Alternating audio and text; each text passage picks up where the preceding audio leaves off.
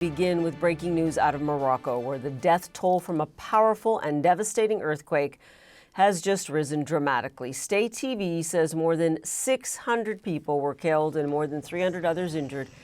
They cite the Interior Ministry. The U.S. Geological Survey says the 6.8 magnitude quake was the strongest in the region in more than 120 years. Rescues are underway in the country at this hour. The tremors brought down buildings throughout the region. Officials say there is an urgent need for blood donations for the victims. And take a look at this. This is video that shows the moment that the quake shook a mosque in Marrakesh late Friday night. It's incredible.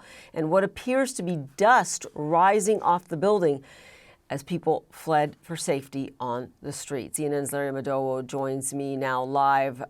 Sadly, Larry, it seems this death toll has gone up. Day has broken there. What more can you tell us about rescue efforts and what authorities are saying about where this earthquake struck?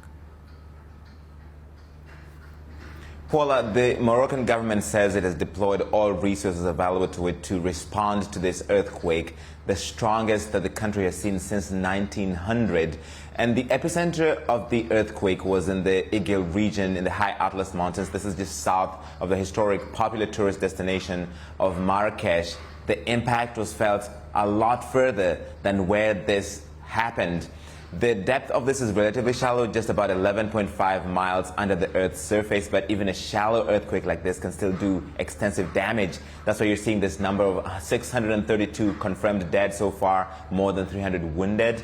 Authorities fear that when the full account is done, those numbers could be a lot higher, because as they now begin to move into these hard-to-reach regions in the mountainous area, some of the roads are blocked.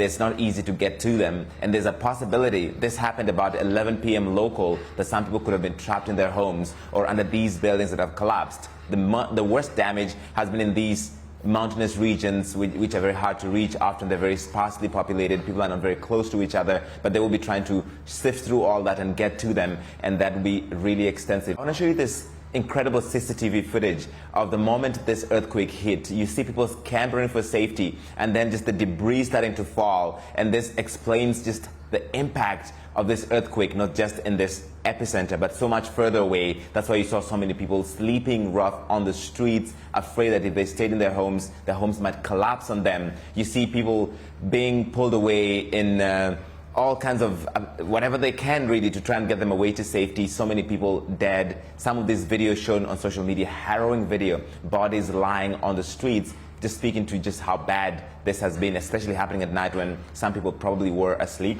I want you to listen to this one gentleman who was not in the epicenter. He was further away in Casablanca, but even there, a lot of fear. The house rocked aggressively.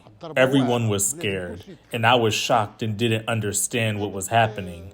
I thought it was only my house that was moving because it's fragile and old. I heard people screaming. Everyone went out of their houses. The street is full of people and women screaming. That's what happened. Even now, people can't go back home because they're still afraid.